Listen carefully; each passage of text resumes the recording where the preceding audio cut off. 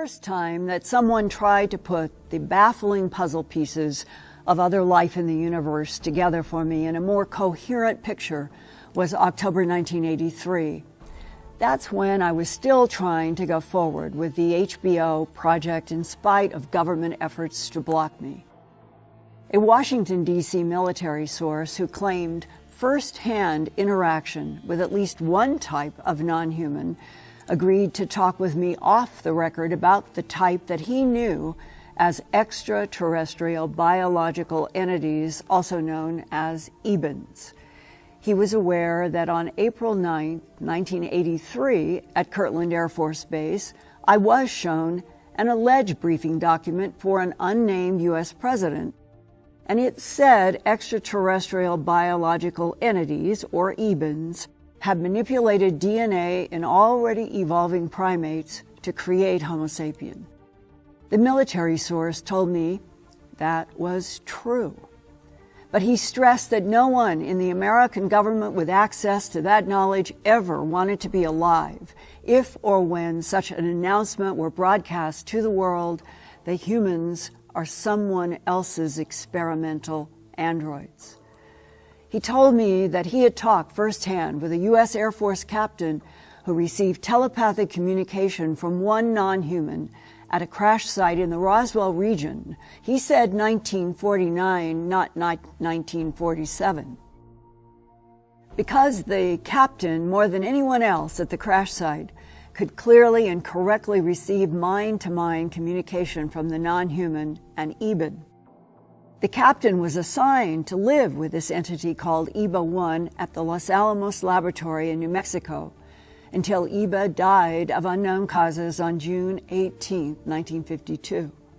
That Air Force captain said one of the most important transmissions that he ever received from this EBIN was, quote, "We made you, we put you here on Earth, but you have to live it," close quote. I typed up notes after the October 18, 1983 meeting that began with this military source talking about information gained from EBA-1 and another captured being called EBA-2. Here are some brief excerpts from my October 1983 notes in Washington, D.C. October 18th, EBA-2, trying to teach human scientists about their EBIN technology. They use a completely different set of physical laws than ours. Our physics would not apply in their civilization, but theirs can apply in ours. They, the EBINs, travel interdimensionally many times faster than the speed of light, like the corner of a napkin folded to its opposite corner. There are many dimensions, two of which we might relate to, but at least a dozen dimensions we would not relate to. All EBINs look alike. Their society is worldwide on a planet in the Zeta Reticuli binary solar system about 39 light years from Earth. Hive minds, all telepathic. Leaders are for life. Even though they look pretty much the same, there are personality differences. The EBINs brought 5 different humanoid species, he said to me, juvenile delinquents possibly, from somewhere else in the cosmos to this planet Earth a long time ago. Our whole planet is a sociological experiment, according to this whistleblower. That's why the EBINs persist in the so-called guardian role versus the renegade blonde Swedes, Nordics, and other ET types. Are there secret wars ongoing to protect humans that are kept in a state of ignorance? He said the problem is if the EBINs go away from Earth, what will happen? They have a computer base inside of our moon and throughout our solar system, he said. Is that sufficient monitoring to keep the blonde Swedes, reptilians, and others in check? He said the Swedes, quote, have a large menagerie of cloned biological entities, close quote, which do work for them everywhere. He talked to me about the presidents and what they knew. He said Truman, 1945 to 1953, knew everything at the time. And then Ike, 1953 to 1961, knew everything but put a lid on it. Then came Kennedy, 1961 to 1963. He wanted to tell the whole world about the alien presence and was killed in Dallas on November 22, 1963, for trying to open up the truth. LBJ, 1963 to 69. He did not want to know because he heard rumors about what happened to Kennedy. Nixon, 1969 to 1974. Knew and bragged about his inside knowledge to friends, showed Jackie Gleason some retrieved craft and ET bodies preserved in tubes hanging on walls underground at Eglin Air Force Base near Fort Walton Beach, Florida. Ford, 1974 to 1977. The whistleblower said he did not know if he was ever briefed on anything. Jimmy Carter, 1977 to 1981. Briefed in 1976 and again later on, but decided the story was too big to deal with. Ronald Reagan, 1981 to 1989. He was briefed during the campaign because he was so pro-military that MJ-12 wanted to quiet him down a little. And then he was briefed in March 1981 after the election by CIA director, with CIA, DIA, NSA, and NRO advisors present.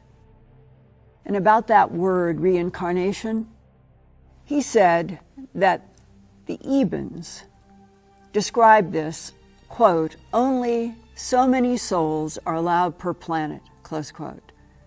They are recycled constantly at birth and death. But why? After that conversation, I didn't know who to trust or what to believe in 1983, so I didn't do anything public with this Washington, D.C. military sources information. Then a decade later, an alleged 1950s government document was leaked on March 7, 1994. This is its title, quote, Restricted Psalm 101 Majestic 12 Group Special Operations Manual. Extraterrestrial entities and technology, recovery and disposal, top secret magic, eyes only, warning. This is a top secret magic eyes only document containing compartmentalized information essential to the national security of the United States. Eyes only access to the material herein is strictly limited to personnel possessing Magic 12 clearance level. Examination or use by unauthorized personnel is strictly forbidden and is punishable by federal law. Since the U.S. War Office was transitioned to the U.S. Department of the Army under the Department of Defense in 1949, the implication is that this Psalm 101 training manual for extraterrestrial entities in technology, recovery, and disposal was first produced before 1949 and updated in April 1954. The unofficial leak of this Psalm 101 manual started at a La Crosse, Wisconsin pharmacy when 32 pages of text and drawings showed up on 35mm negative film addressed to Don Berliner at the Fund for UFO Research in Maryland. The film was in an envelope postmarked March 7, 1994. Don Berliner gave Bob Wood, an aerospace engineer retiring from McDonnell Douglas, permission to print the negatives for study. The first negative frame was the Psalm 101 cover. Then, on page 6 of the training manual is Section 10, Description of Extraterrestrial Biological Entities, EBA Type 1 and EBA Type 2. EBA Type 1. These entities are humanoid and might be mistaken for human beings of the Oriental race, if seen from a distance. They are bipedal, 5 feet to 5 feet 4 inches in height, and weigh 80 to 100 pounds. Proportionally, they are similar to humans, although the cranium is somewhat larger and more rounded. The skin is a pale, chalky yellow in color, thick and slightly pebbled in appearance. This was odd to read, because the gray ebens and other gray types are not described by people, let's say, in the human abduction or a whistleblower as chalky yellow in color. Is this yet another type or something related to the metabolism of the ebens? I'm now showing a charcoal illustration that a government whistleblower told me, quote, is almost like a photograph of an eben, the acronym the U.S. government uses for extraterrestrial biological entities. The Psalm 101 manual continues, quote, the eyes are small, wide-set, almond-shaped, with brownish black irises with very large pupils. The whites of the eyes are not like that of humans, but have a pale gray cast. The ears are small and set low on the skull. The nose is thin and long, and the mouth is wider than in humans and nearly lipless. There is no apparent facial hair and very little body hair, that being very fine and confined to the underarm and the groin area. The body is thin and without apparent body fat, but the muscles are well developed. The hands are small with 4 long digits, but no opposable thumb. The outside digit is jointed in a manner as to be nearly opposable, and there is no webbing between the fingers as there is in humans. The legs are slightly but noticeably bowed, and the feet are somewhat splayed and proportionally large. A second type on page 6 of the Psalm 101 manual states, EBA type 2. These smaller entities are humanoid but differ from type 1 in many respects. They are bipedal, 3 feet 5 inches to 4 feet 2 inches in height and weigh 25 to 50 pounds. Proportionally, the head is much larger than humans or type 1 EBAs, the cranium being much larger and elongated. The eyes are very large, slanted, and nearly wrap around the side of the skull. They are black with no white showing. There is no noticeable brow ridge, and the skull has a slight peak that runs over the crown. The nose consists of only 2 small slits, which sit high above the slit-like mouth. There are no external ears. The skin is a pale bluish-gray color, being somewhat darker on the back of the creature and is very smooth and fine-celled. There is no hair on either the face or the body, and these creatures do not appear to be mammalian. The arms are long in proportion to the legs, and the hands have 3 long tapering fingers and a thumb, which is nearly as long as the fingers. The second finger is thicker than the other, but not as long as the index finger. The feet are small and narrow, and 4 toes are joined together inside a membrane. Would a membrane around 4 toes explain tracks at animal mutilation sites where ranchers and law enforcement have described hoof-like tracks or ice cream cone-shaped tracks? It is not definitely known where either type of creature originated, but it seems certain that they did not evolve on Earth. It is further evident, although not certain, that they may have originated on 2 different planets, close quote. And this is from the Psalm 101 training manual. Today, I can add the probability that EBA 1 types genetically manufactured EBA type 2s to do work on this planet. That means abductees have usually been handled by the small, large, black-eyed little guys, not the prime EBA intelligence behind the genetically cloned biological entities or androids. The concept of cloned biological entities of various types, made by EBAs and other extraterrestrial types, has emerged in more details about 5 different non-human species allegedly presented in a briefing for U.S. President Ronald Reagan. This Release 27A, Reagan briefing, was included in a series of 35 reports from 2005 to 2007, posted in order, quote, to facilitate the gradual release of confidential documents pertaining to a top-secret exchange program of 12 U.S. military personnel to Serpo, a planet of Zeta Reticuli and this happened between the years 1965 to 1978. The information began to be released on 2 November 2005 by a retired senior official within the United States Defense Intelligence Agency. He calls himself anonymous. Until he chooses to make his name known, this is the way he will be represented here. Anonymous reports that he is not acting individually and is part of a group of 6 DIA personnel working together as an alliance of 3 current and 3 former Defense Intelligence Agency employees. He is their chief spokesman, close quote. The following excerpts are allegedly from a transcript of a tape recording made at Camp David, Maryland, for President Ronald Reagan on March 6 and March 8, 1981, about the subject of, quote, unidentified flying objects and extraterrestrial visitation of Earth, close quote. Leading the discussion was CIA Director William Casey, along with CIA advisors and a caretaker of the ET history. Casey was Reagan's campaign manager in 1980, and then President Reagan asked Casey to become CIA director from 1981 to 1987.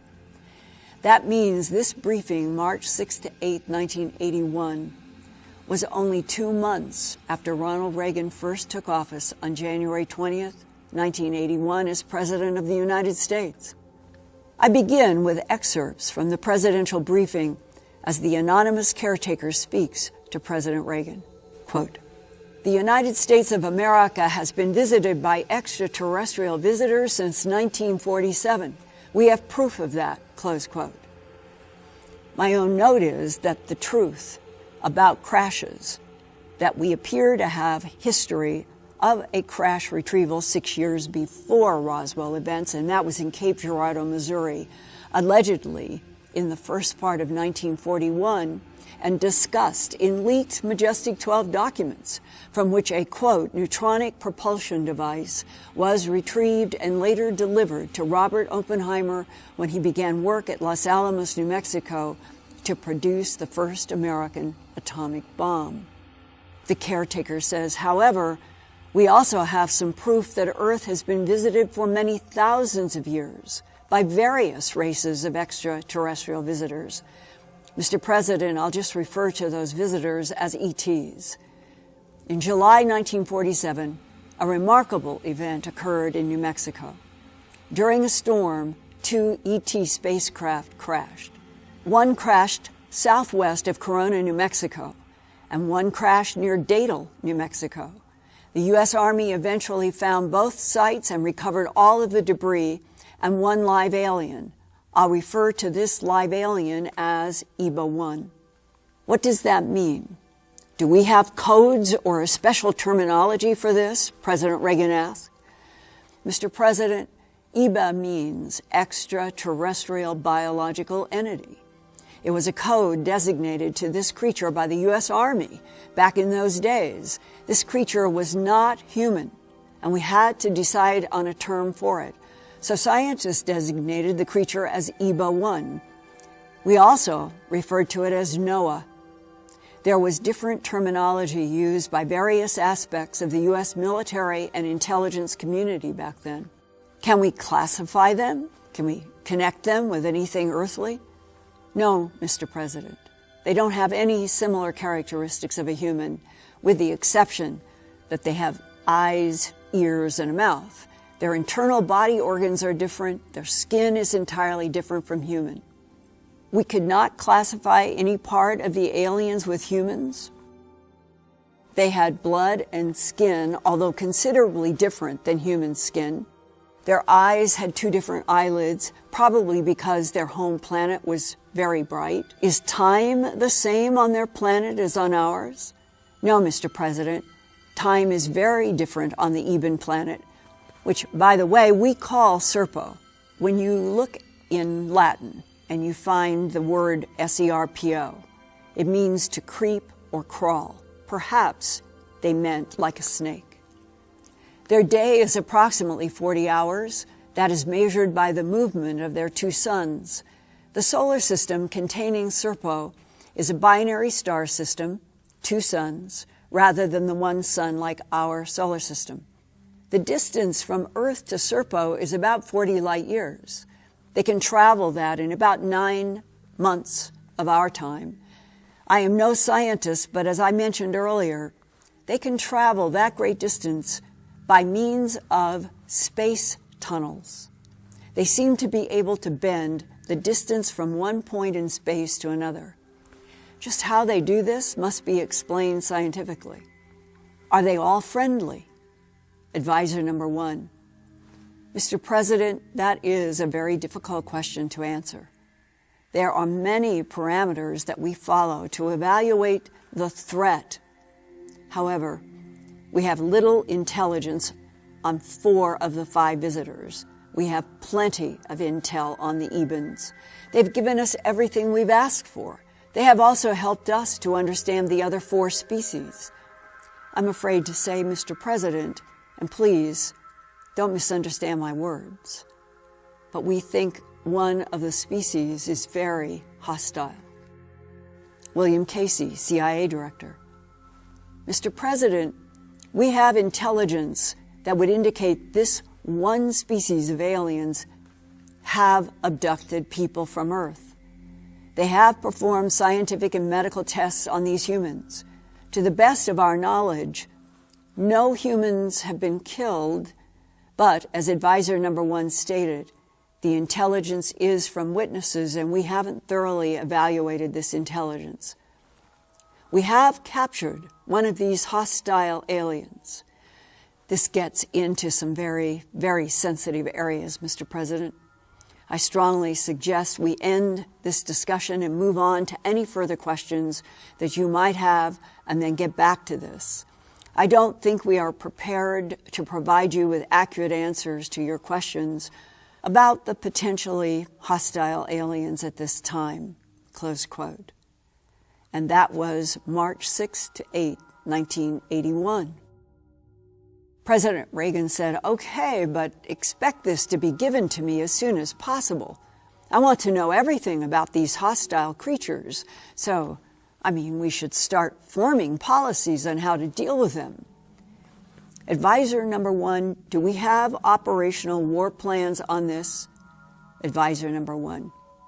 Yes, Mr. President, we have war plans on all potential threats to our country. William Casey. Okay, give the President the names, caretaker. Okay, thank you, Mr. President. The 5 non-human species are called Ebens, Archeloids, Quadloids, Heplaloids, and Trontoloids. These names were given to the alien species by the intelligence community, specifically by MJ5. The Ebens are friendly. The Trontoloids are the dangerous ones. We call the hostile aliens simply that, HAV, meaning hostile alien visitors. MJ12 placed that code on them back as early in the 1950s. A note about MJ5. A member of Majestic or Majority 12, also known as MJ12, is this group that was originally organized in September 1947 after the July 1947 Roswell and other UFO crash incidents. That's when President Harry Truman organized MJ12 as a secret committee of scientists, military leaders, businessmen, and government officials under an executive order to monitor and analyze the interactions of non-human intelligences with Earth and to organize back engineering of advanced ET technologies retrieved from downed ET craft. In the briefing, President Ronald Reagan said, "You mean to say these HAVs have been visiting us and kidnapping our people since the 1950s? William Casey. Mr. President, we have some indication that they might have been doing this for some time. But we can be sure that the Ebens have never done this. They are extremely peaceful and they would not harm a living soul, including animals," close quote. In contrast to what the CIA director told President Reagan, this can't be a true statement about the Ebens, because it was Ebens that abducted the Colorado couple from the Longmont Highway in November of 1980. President Reagan: "My God, just knowing we have names for these things is amazing. Which one did we capture?" William Casey: "Well, Mr. President, we have a tronoloid, but it is dead. We captured it in 1961 in Canada, and we had it in captivity until 1962 when it died." Advisor number 1: "Mr. President, these hostile aliens are pretty sneaky. They seem to appear and disappear, which is beyond our technical understanding. They also seem to float or defy gravity. We have actual photographs of them doing this. We have a classic abduction incident that was recorded by military intelligence personnel. It happened in 1979 near a military base."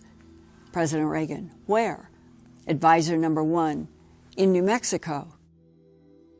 The caretaker: "New Mexico is similar to the home planet of the Ebens.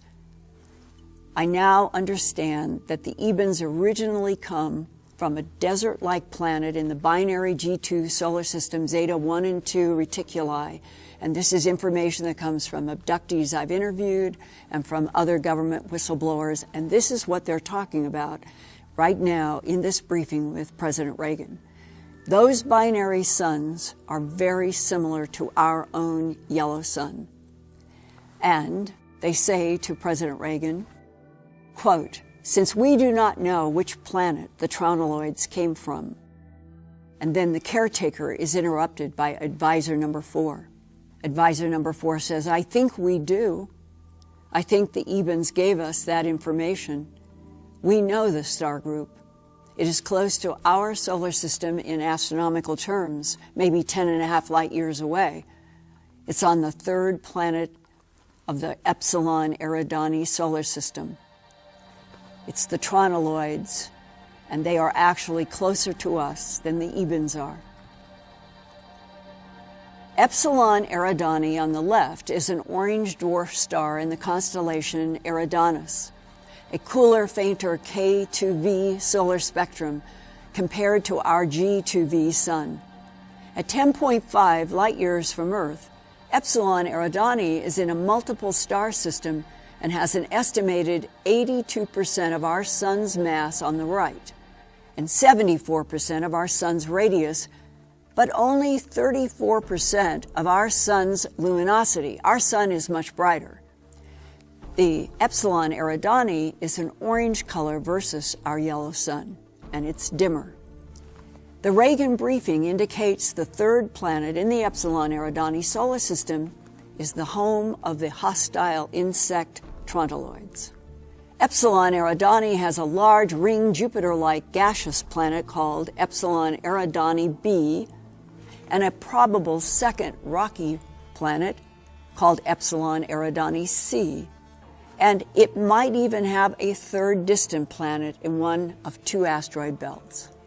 Our solar system is underlined in red at the center of this 3-dimensional star map of our region in the Milky Way galaxy.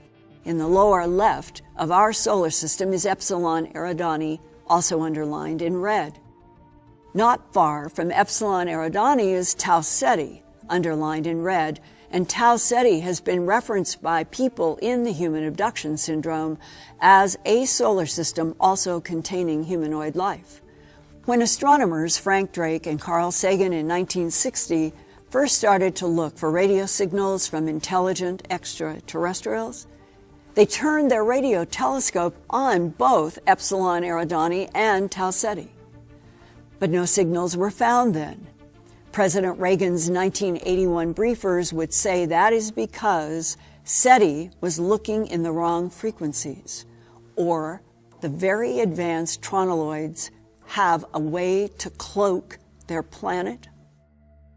Was this Astronomy magazine cover in December 2007 another leak from government intelligence sources trying to condition the public that there is other life in our galaxy and beyond? because they already know about the dangerous tronoloid insect beings on a planet in the Epsilon Eridani solar system?